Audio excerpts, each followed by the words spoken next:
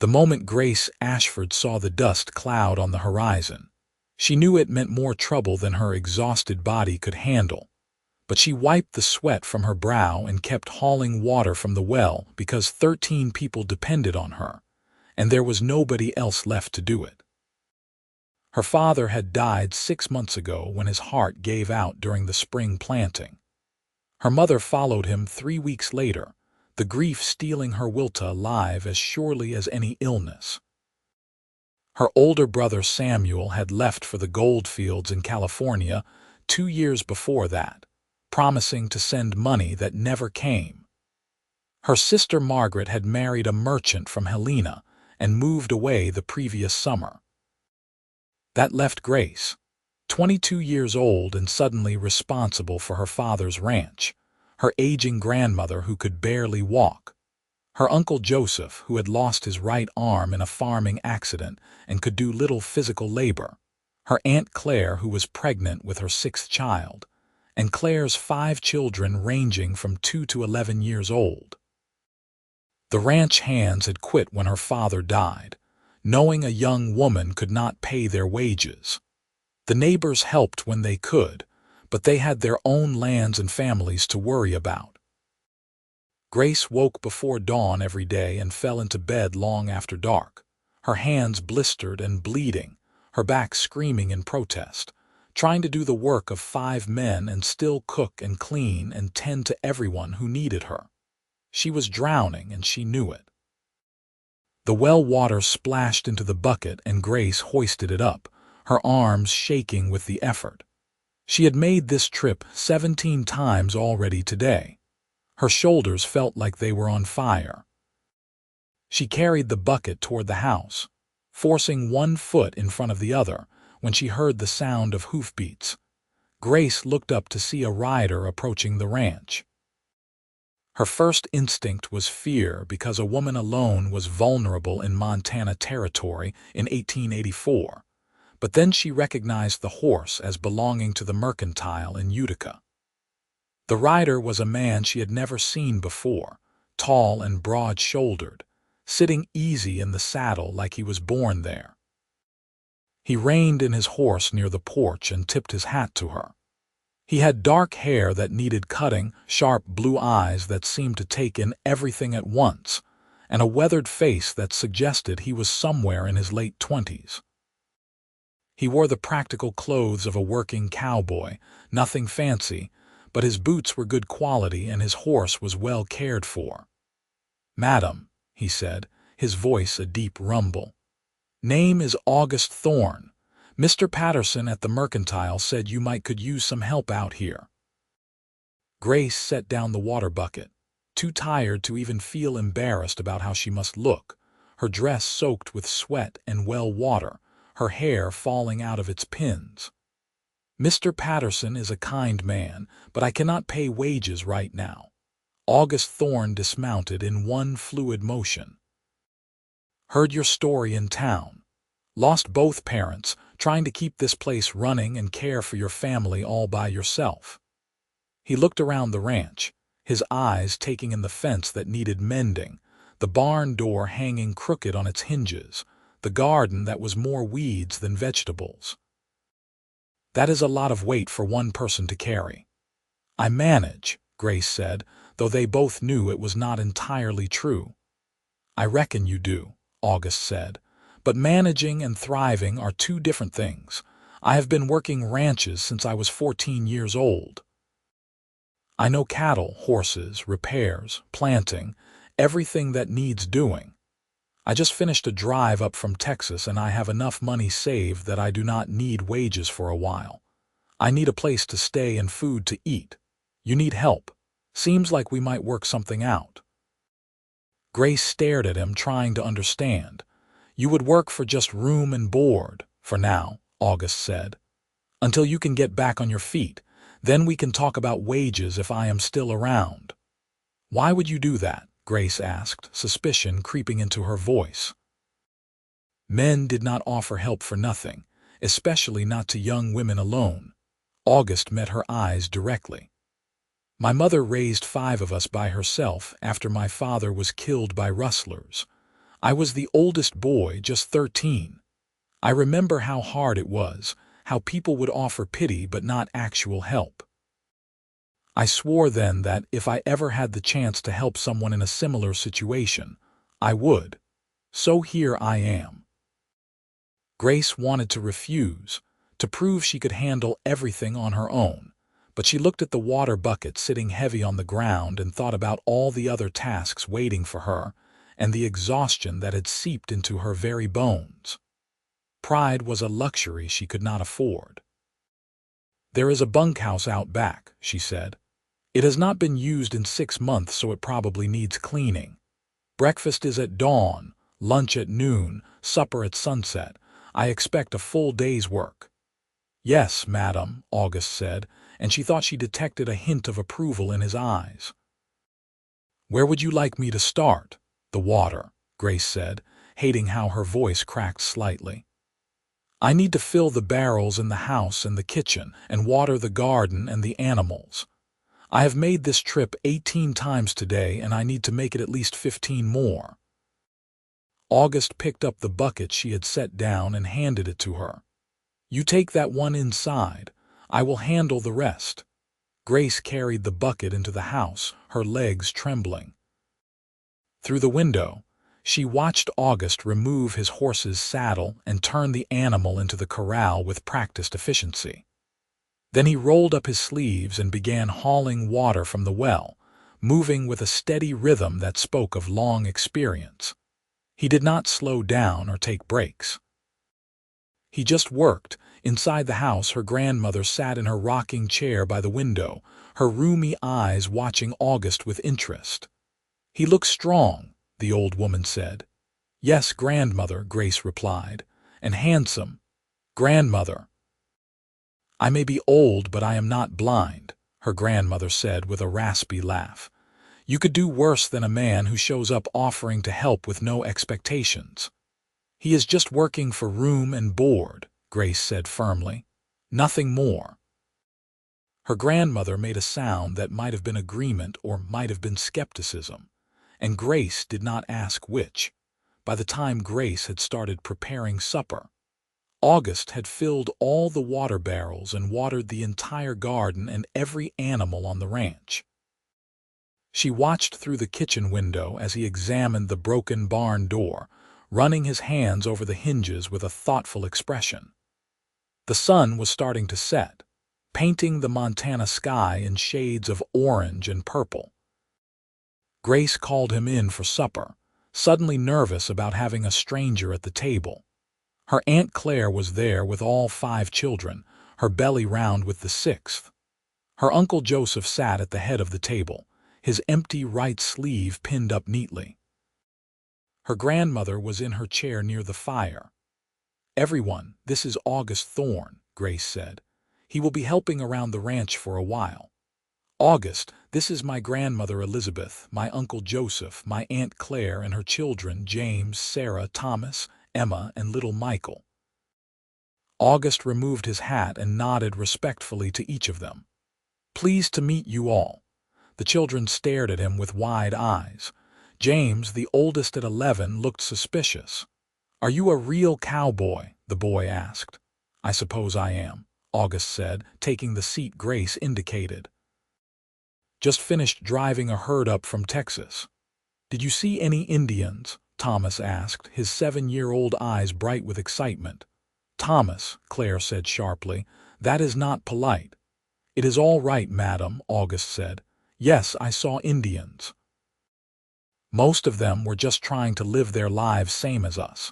We traded with them sometimes, got supplies and information about water sources. They knew the land better than we did." Grace served the stew she had made, stretching the meat as far as she could to feed everyone. She noticed August taking a modest portion despite his size, leaving more for the children. He ate quietly, listening to the family talk, not pushing himself into the conversation but answering when spoken to. After supper, Uncle Joseph followed August outside while Grace cleaned up. Through the window, she saw the 2 men examining the barn door together, Joseph gesturing with his one good arm, August nodding and asking questions. When they came back in, Joseph had a look on his face she had not seen in months, something like purpose. "August says he can fix the barn door tomorrow if I help him," Joseph told her. "Says he needs someone to hold the door steady while he works on the hinges." "If you feel up to it," Grace said carefully. Her uncle had been sinking into depression since his accident, feeling useless and burdensome. "I feel up to it," Joseph said firmly. That night, Grace fell into bed with a feeling she barely recognized. It took her a moment to identify it as hope. August was true to his word. He rose before dawn and worked until dark every day. He fixed the barn door with Joseph's help, then moved on to mending fences. He worked with the few head of cattle they still had, checking them for disease and injury. He repaired the chicken coop that had been leaking rain. He cleared the irrigation channels that had become clogged with debris. But more than that, he seemed to understand what everyone needed. He enlisted James to help him with the horses, teaching the boy how to properly groom them and check their hooves, giving the child responsibility and purpose. He carved little wooden animals for the younger children during the evening. He spoke to Uncle Joseph like a man whose opinion mattered, asking his advice on repairs and ranch management. He treated Grandmother Elizabeth with gentle respect, carrying her to the porch in the afternoons so she could sit in the sun. And for Grace, he did something even more valuable. He took away the crushing weight of trying to do everything alone. She still worked hard, but now when she hung the laundry, August was fixing the roof. When she cooked meals, he was hauling the heavy sacks of feed. When she weeded the garden, he was chopping wood for the stove. The work got done not because she was killing herself trying to do it all, but because they were working together. 3 weeks after August arrived, Grace was in the garden picking vegetables for supper when she heard shouting from the house. She ran inside to find Claire collapsed on the floor, her water broken, the baby coming 6 weeks early. "Grace!" Aunt Claire gasped, her face white with pain. "Something is wrong. It is too soon." Grace's mind raced. The doctor in Utica was a 2-hour ride away. "Uncle Joseph, get the wagon ready," she said, trying to keep her voice calm. "We need to get Claire to town." "No time," August's voice came from the doorway. He must have heard the commotion from the barn. "The baby is coming now. Grace, have you ever helped with a birth?" "No," Grace admitted, fear rising in her throat. "I have," August said. "Helped deliver calves and foals, and I helped birth my youngest sister when my mother went into labor early and there was no midwife. It is not so different, but I need you to help me." Grace wanted to say she could not, that she was too frightened, but Claire cried out in pain and there was no time for fear. "Tell me what to do." August's voice was calm and steady as he gave instructions. He sent Uncle Joseph to boil water and gather clean linens. He had Grace help move Claire to the bedroom. He examined the situation with practiced efficiency and delivered his assessment. "The baby is breech," he said quietly to Grace. "Coming out backward. That is why she is in so much pain. I need to try to turn it." The next 2 hours were the longest of Grace's life.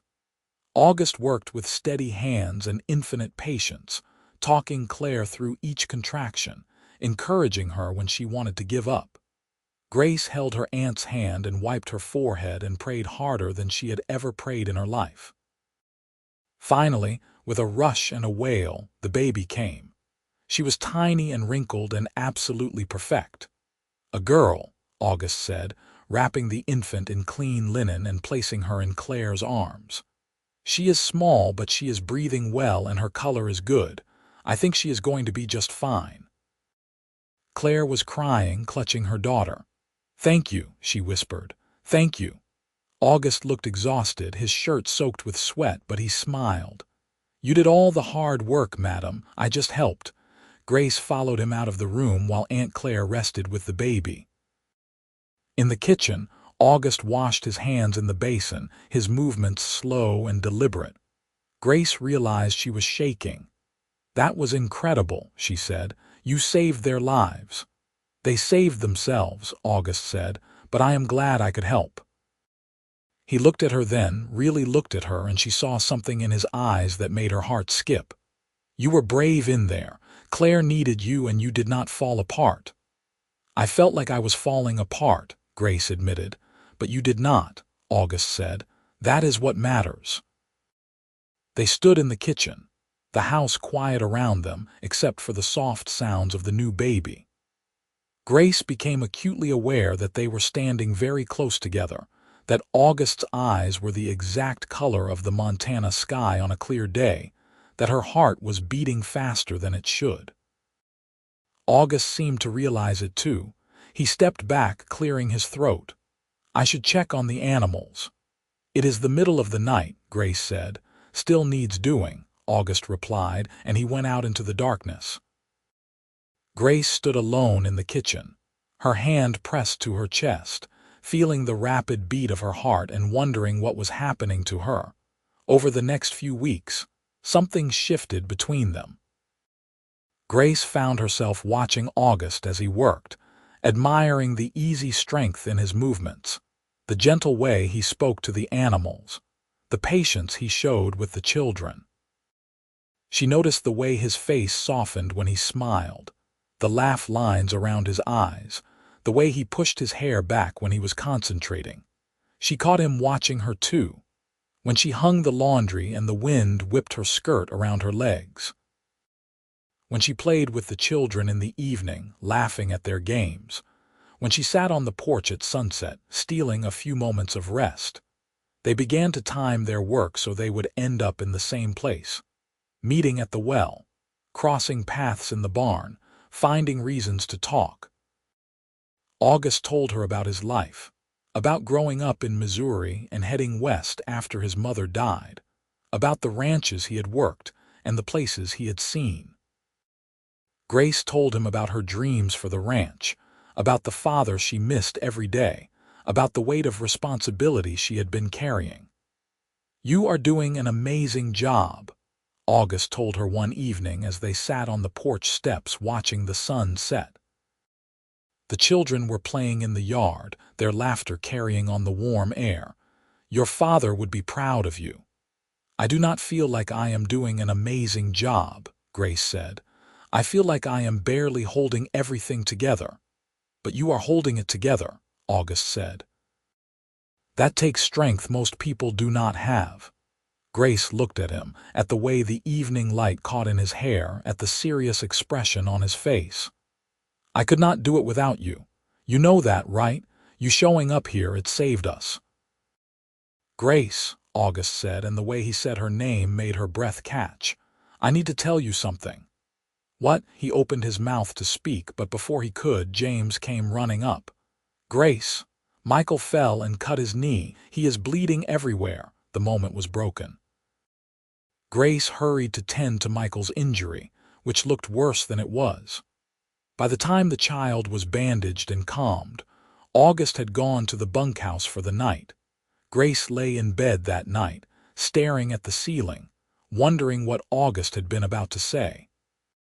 Summer deepened into August, the month August was named for, and the ranch began to thrive under their combined efforts. The garden produced more vegetables than they could eat, and Grace sold the surplus in town. August worked with the cattle, breeding them carefully, and the herd began to grow. Uncle Joseph regained his confidence, finding ways to work despite his missing arm.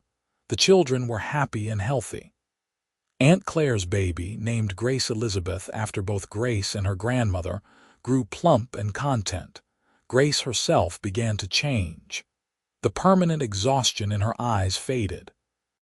She smiled more, laughed more. She started wearing her Sunday dress on regular days, pinning her hair more carefully. She hummed while she cooked. Grandmother Elizabeth watched it all with knowing eyes. "That young man is in love with you," she told Grace one afternoon while Grace was helping her shell peas. Grace's hand stilled. "Grandmother, you cannot know that. I have been alive for 73 years, the old woman said. I know what love looks like. The question is, do you love him back? Grace thought about August's steady presence, his quiet strength, the way he had shared the impossible weight she had been carrying. She thought about his kindness to her family, his gentle humor, the way her day felt brighter when he was near. Yes, she whispered, I think I do. Then what are you waiting for? Grandmother Elizabeth asked. He has not said anything, Grace said. Maybe you are wrong. Maybe he just sees me as his employer, her grandmother snorted.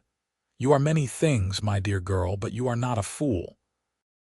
That man looks at you like you hung the moon and stars. He is probably just trying to be respectful, not wanting to take advantage of the situation. Sometimes a woman has to make the first move. Grace's cheeks burned. I could not possibly. Why not? This is 1884, not the Dark Ages. And you have never been one to wait around for life to happen to you. Grace considered this. Her grandmother was right. She had not waited for someone to rescue her when her parents died. She had not waited for permission to try to save the ranch. Why should she wait now? That evening, after supper, Grace asked August to walk with her. They strolled through the golden evening light, past the corrals and toward the creek that ran along the eastern edge of the property. I wanted to thank you, Grace said, for everything you have done for us. No thanks needed, August said. I told you when I came I wanted to help. You have done more than help, Grace said. You have given us our lives back. You have given me my life back. Before you came, I was drowning. Now I feel like I can breathe again. August stopped walking and turned to face her. The setting sun painted the sky behind him in shades of gold and crimson. Grace, I need to tell you something, and I hope you will hear me out before you respond. Grace's heart began to pound. All right. When I came here, I meant what I said. I wanted to help because I understood what you were going through. I thought I would stay a few weeks, get you back on your feet, then move on like I always do. He paused, his blue eyes intense on hers. But then I got to know you. I saw how strong you are, how brave, how you put everyone else before yourself. I saw how you love your family, how you work until you drop, how you never complain even though you have every right to. And somewhere along the way, staying here stopped being about helping someone in need and started being about not wanting to leave you. Grace could barely breathe. August. I am in love with you, Grace Ashford, August said, his voice rough with emotion. I think I have been since the day I watched you standing there with that water bucket, too stubborn and too proud to admit you needed help. I love your strength and your kindness and the way you hum when you think nobody is listening. I love watching you with the children, the way you are so patient even when you are exhausted. I love the sound of your laugh and the way you push your hair back when you are working. I just love you. Tears were streaming down Grace's face, but she was smiling. I love you too, she said. I think I have loved you since you delivered Claire's baby, but maybe even before that. You came into my life when I had lost all hope, and you showed me what it means to have a true partner, someone who shares the weight instead of adding to it. You have given me so much. August reached out and gently wiped the tears from her cheeks with his thumbs. So what do we do about it? I think you should kiss me, Grace said, her heart racing. August smiled, slow and warm. Yes, madam. He cupped her face in his hands and kissed her as the sun set behind them, painting the world in gold. It was gentle and sweet and perfect, and Grace felt like she was finally home. When they pulled apart, August rested his forehead against hers. Marry me, he said. Let me be your partner in all things. Let me help you run this ranch and raise these kids and build a life together. Let me love you every day for the rest of our lives. Yes, Grace said without hesitation. Yes to all of it. They walked back to the house hand in hand, and when they told the family, The children cheered and Uncle Joseph shook August's hand with a broad smile, and Aunt Claire cried happy tears and Grandmother Elizabeth just said, "About time." They were married in the small church in Utica 6 weeks later on a crisp September morning.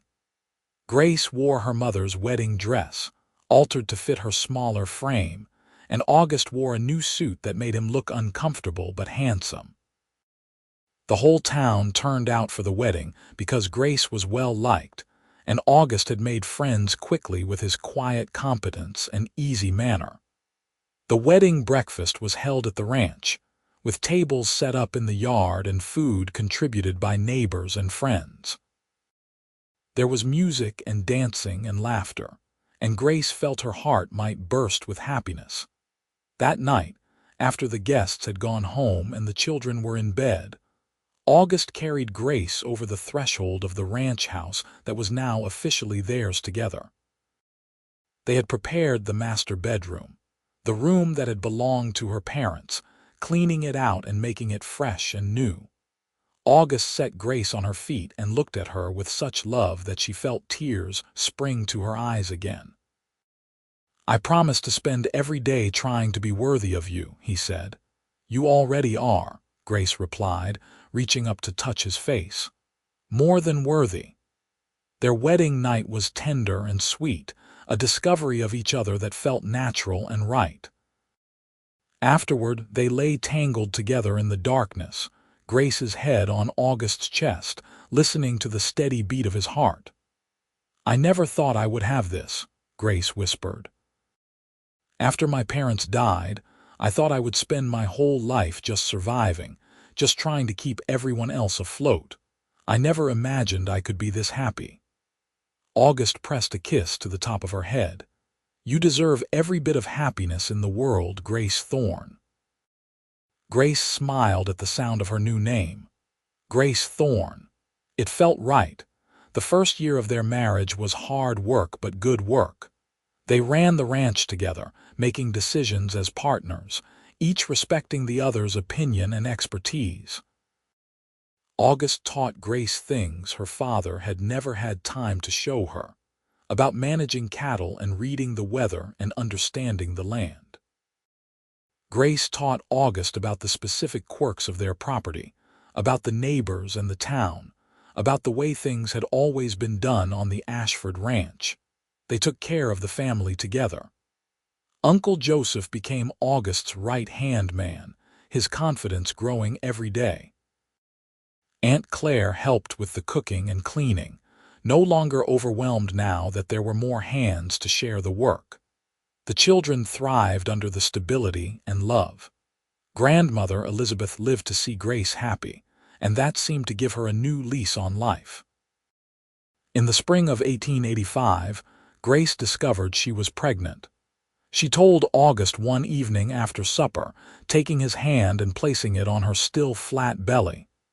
"We are going to have a baby," she said, watching his face.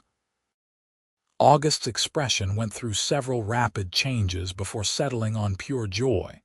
He let out a whoop that brought the whole family running, and when he told them the news, there was more celebration. "A baby," August kept saying, shaking his head in wonder. "We are going to have a baby." Grace laughed at his amazement. "You delivered Aunt Claire's baby. Surely this does not come as a complete surprise." "It is different when it is your own," August said, pulling her close. "This is our baby, Grace, our family. The pregnancy was not easy." Grace was sick for the first few months, barely able to keep food down. August hovered over her anxiously, bringing her dry toast and ginger tea, rubbing her back when the nausea was overwhelming. As she grew bigger, the Montana summer heat became oppressive, and August would wet cloths in cool water and drape them over her neck and wrists. "I feel like a beached whale," Grace complained one August afternoon, her back aching and her ankles swollen.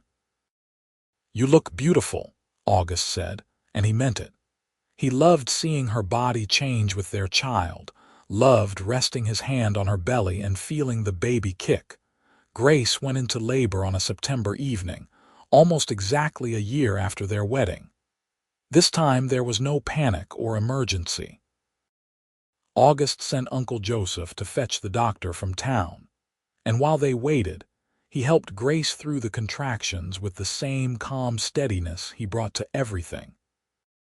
The doctor arrived in time to oversee the delivery, but it was August who held Grace's hand and encouraged her through each push, who told her how strong she was and how proud he was of her, who cried when their son finally slipped into the world, red-faced and squalling. "A boy," the doctor announced, placing the baby on Grace's chest. Grace was sobbing, overcome with emotion, touching her son's tiny fingers and perfect little face.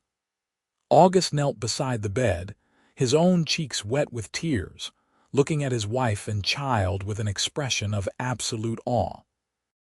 "He is perfect," August whispered. "Grace, he is perfect." They named him David Joseph Thorne after no one in particular, but because they both liked the name. David had his father's blue eyes and his mother's dark hair, and from the moment he entered the world, he was adored by everyone in the household. The children treated him like a living doll, always wanting to hold him and help with him. Grandmother Elizabeth rocked him for hours, singing old songs in a quavering voice. Aunt Claire gave Grace advice about nursing and soothing and all the things she had learned with her own 6 children. Uncle Joseph carved a beautiful wooden cradle for his namesake. But it was August who amazed Grace the most. He took to fatherhood like he took to everything else, with complete commitment and surprising gentleness. He would walk with David for hours when the baby was fussy, bouncing him and singing off key cowboy songs that somehow always worked. He changed diapers without complaint and got up for night feedings to bring the baby to Grace and then stayed awake with her, talking quietly while David nursed. "I love watching you with him," Grace said one night, David asleep in August's arms after a feeding. "You are such a good father."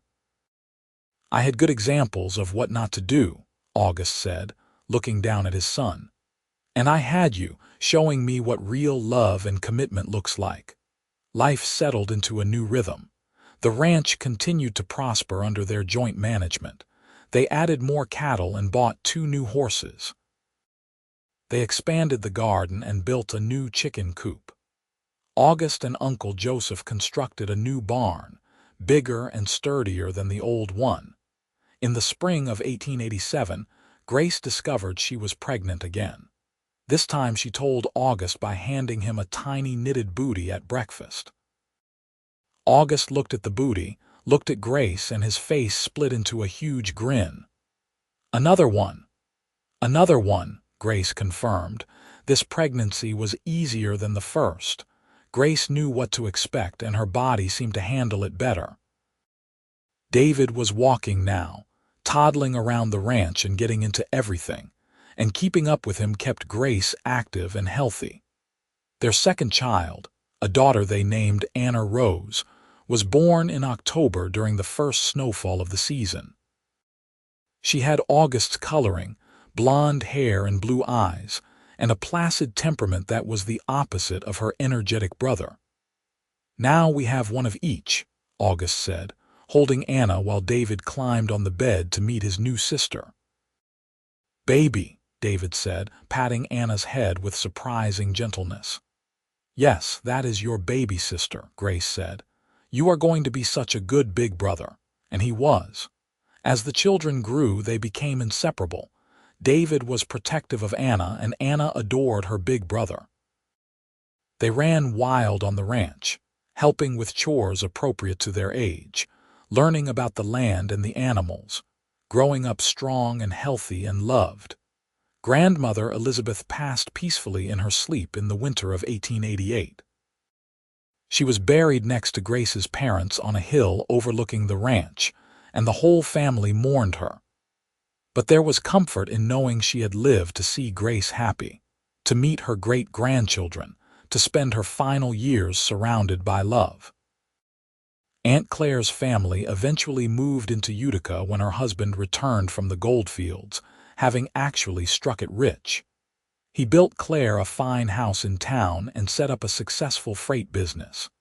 They remained close, visiting often, the children growing up together. Uncle Joseph met a widow in town, a kind woman named Martha who did not care that he had only one arm. They married in a quiet ceremony in 1889, and Joseph built a small house on the edge of the ranch property. He continued to work with August every day, the two men having become true brothers over the years. The ranch grew and prospered. August's skill with cattle breeding became known throughout the territory, and other ranchers started buying breeding stock from them. Grace managed the business side, keeping meticulous records and negotiating deals with a sharp mind that impressed even the most skeptical men who thought women had no place in business. They added more land, buying the adjacent property when the elderly owner decided to retire and move in with his daughter. The Thorne Ranch became one of the most successful operations in Montana Territory, known for quality cattle, fair dealing, and progressive methods. In 1889, they hired their first ranch hand, a young man named Peter who reminded August of himself at that age, hardworking and honest with no family of his own. They treated him like family, and Peter proved his worth 100 times over. Eventually, they hired more men as the ranch expanded, and August made sure to pay them fairly and treat them with respect. Grace and August's marriage deepened with each passing year. They knew each other's thoughts and moods, could communicate with a glance across a room. They were partners in the truest sense, sharing decisions and responsibilities equally. They still made time for each other despite the demands of the ranch and the children, stealing moments alone whenever they could. "You remember the day we met?" August asked one evening in 1890. They were sitting on the porch, watching the sunset, the same spot where they had shared their first kiss 6 years earlier. David and Anna were playing in the yard, their laughter carrying on the warm air. "I remember thinking you were either crazy or too good to be true," Grace said, leaning against his shoulder. "A cowboy showing up out of nowhere, offering to work for free." "I remember thinking you were the bravest person I had ever met," August said. Standing there exhausted and overwhelmed, but still refusing to give up. "I think I fell in love with you right then, even though I did not know it yet." "I am so grateful you came," Grace said. "I do not know what would have happened to us if you had not." "You would have found a way," August said. "You always do. But I am grateful, too, that I got to be part of your life, that you let me share the weight you were carrying." "It is not a weight anymore," Grace said. "Not when we carry it together." In 1892, Grace gave birth to twins, 2 boys they named Samuel, after her brother who had eventually returned from California with his own family and settled nearby, and Matthew. The twins were identical, with their father's blue eyes and mischievous personalities that kept everyone on their toes. Anna was a natural little mother, helping with the babies constantly. David, now 7 years old, was a serious child who loved working with the animals. He followed August everywhere, absorbing everything his father taught him. The house was full and loud and chaotic, and Grace loved every minute of it. This was what she had dreamed of during those dark days after her parents died, when she thought she would spend her whole life just surviving. Family, love, laughter, purpose. In 1893, Montana achieved statehood, and the Thornes celebrated along with everyone else in Utica. The town had grown considerably, adding new businesses and even a proper school. Grace served on the school board, fighting to ensure all children had access to education. August was elected to the town council, his opinion respected by everyone who knew him. They had become pillars of the community, the kind of people others turned to for help and advice. But they never forgot where they had come from, the desperate circumstances that had brought them together.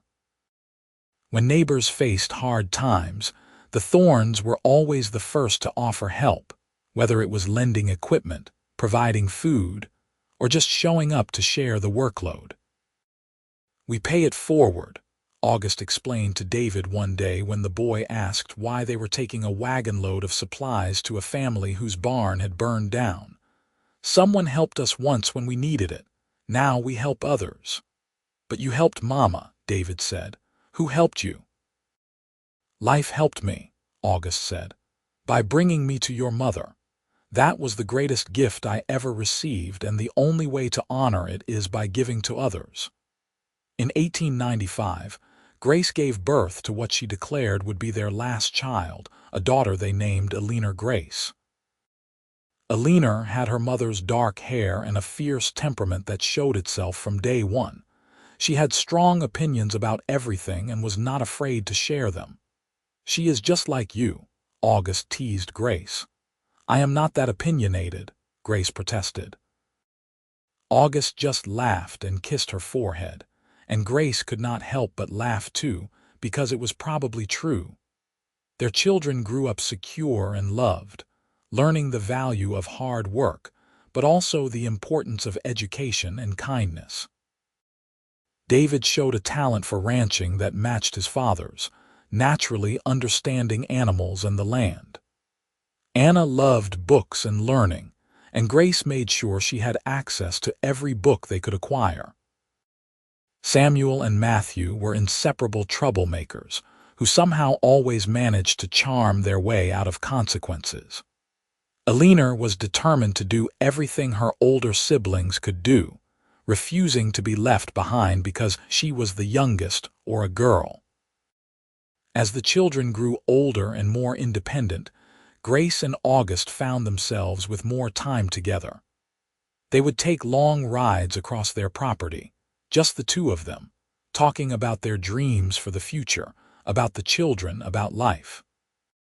"I want to travel," Grace said one day in 1897 as they sat by the creek, the same spot where August had first told her he loved her.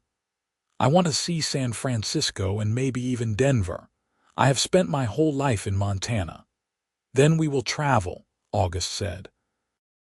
"David is old enough to manage things here for a week or two, with Peter and the other hands to help. We could take a trip, just the two of us. It would be like a second honeymoon." They did exactly that, taking the train to San Francisco in the fall of 1897. It was Grace's first time seeing the ocean, and she stood on the beach with tears streaming down her face, overwhelmed by the vastness and beauty of it. August stood beside her, his arm around her waist, sharing the moment. They stayed in a fancy hotel, ate at restaurants where other people cooked and served them, and visited museums and theaters. It was wonderful and exciting, but after a week, they were both ready to go home, missing their children and their ranch. "There is no place I would rather be than home with you," August said on the train ride back. "Me too," Grace agreed, "but it was good to see the world, to have adventures together." "We have been having adventures together since the day we met," August pointed out. Grace laughed. "I suppose that is true." Back home, life continued its steady rhythm. The children grew and changed. David, at 15, was already talking about taking over the ranch someday. Anna wanted to be a teacher and was studying hard to pass the necessary exams. The twins were 12 and causing good-natured chaos everywhere they went. Eleanor, at age 5, was running the household with an iron fist that amused everyone. Uncle Joseph and Aunt Martha had 3 children of their own now, expanding the family even more. The Thorne Ranch was becoming something of a dynasty, multiple generations working together, building something that would last. In 1900, as the new century dawned, Grace and August stood on their porch looking out at the ranch they had built together. David was working in the south pasture with Peter, checking the cattle. Anna was inside reading to Alina and the twins. Smoke rose from the chimney of Joseph and Martha's house across the way. Everything was peaceful and prosperous. 16 years ago I was drowning, Grace said quietly. I thought I would lose everything, that I could not carry the weight of it all by myself. But you did not have to carry it by yourself, August said, pulling her close. That was the whole point. You came into my life like an answer to a prayer I did not even know I was praying, Grace said. You shared my burden, you loved my family, you built this life with me. I cannot imagine what my life would have been without you. It would have been something, August said, because you are strong enough to survive anything. But I am grateful every day that you did not have to do it alone, that I got to be your partner in all of this. The best partner I could have asked for, Grace said. They kissed as the sun set over the Montana landscape. They both loved. Over the ranch they had saved and built together. Over the life they had created from desperation and hope and love. The years continued to roll forward. David married a sweet girl from town named Lucy and brought her to live on the ranch. Their first grandchild, a boy named August David, was born in 1902, and Grace cried when David told them he was naming his son after his father. Anna became a teacher in Utica, beloved by her students and respected by everyone in town. She married the new doctor, a kind man who supported her passion for education. They had 2 daughters who were clever and spirited like their mother. Samuel and Matthew both went to university, something that would have been unthinkable without the prosperity the ranch had achieved. Samuel studied law and Matthew studied engineering. They both returned to Montana after their studies, Samuel opening a practice in Utica and Matthew working on irrigation projects that helped ranchers throughout the state. Alina grew into a fierce young woman who wanted to run for political office, scandalizing some of the more traditional folks in town, but making her parents intensely proud. She fought for women's suffrage and workers' rights, and every other cause she believed in with passionate intensity. Grace and August grew older together, their faces lined with years, but their love undiminished. They handed over more and more of the daily ranch operations to David while remaining active in the business and the community. They took more trips, visiting their far-flung children and grandchildren, seeing more of the world together. In 1910, on their 25th wedding anniversary, the children threw them a huge party. The entire town showed up, along with family and friends from all over Montana. There were speeches and toasts and a mountain of food. David gave a speech about his parents that had everyone in tears. My mother and father showed me what real partnership looks like, David said. They taught me that love is not just a feeling. It is a choice you make every day to show up for each other, to share the weight, to build something together that is bigger than either of you alone. Everything I am, everything this family is, we owe to their example. Grace and August danced together as the sun set, just like they had at their wedding 25 years before. August held Grace close, and she rested her head on his shoulder and they swayed to the music surrounded by everyone they loved. Best decision I ever made, August whispered. What was? Grace asked. Riding up to a struggling ranch in 1884 and offering to help a beautiful, stubborn woman who was trying to carry the whole world on her shoulders. Grace laughed, the sound rich and warm. Best thing that ever happened to me was being too exhausted to tell you no. I love you, Grace Thorne, August said. I have loved you for 25 years and I will love you for 25 more and beyond that into whatever comes after. I love you too, Grace said. My partner, my best friend, my everything. They kissed, and their children cheered, and the party continued into the night. August passed away peacefully in his sleep in 1923, at the age of 67. He had been checking cattle with David just the day before, still active and engaged despite his years.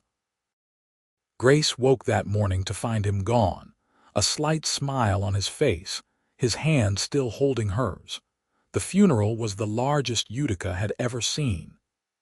People came from all over Montana to pay their respects to a man who had touched so many lives with his quiet kindness and steady strength.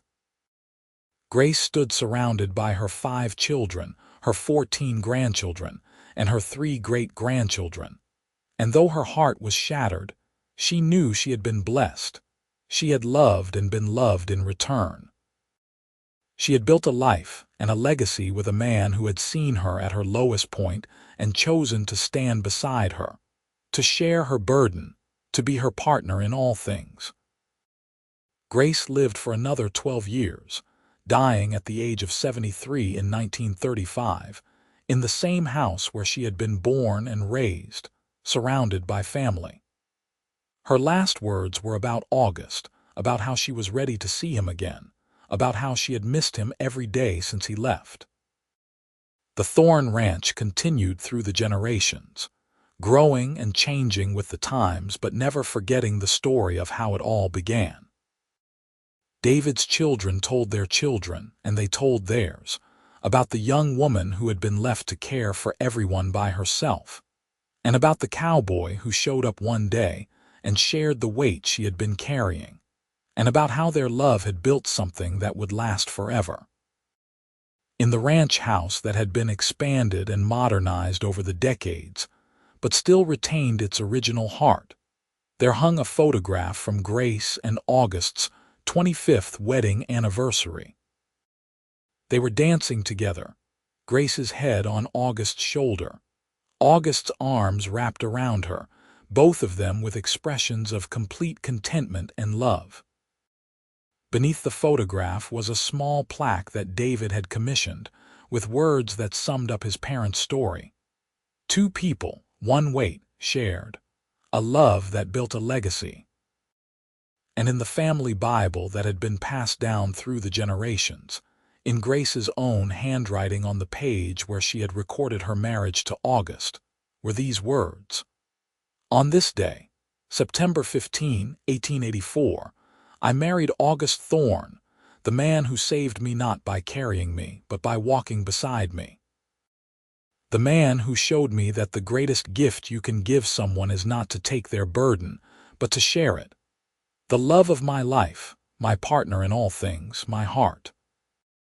The ranch still stood on the Montana plains, a testament to what 2 people could build when they worked together, when they shared their strengths and supported each other's weaknesses, when they chose love and partnership over everything else.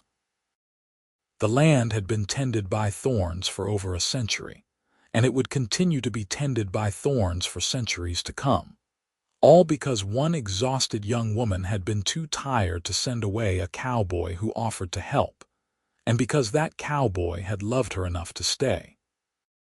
Their story became legend in Utica, told and retold, about the woman who had almost lost everything and the man who had helped her save it, about how they had fallen in love while building a life together, about how their partnership had created something that lasted long after they were gone.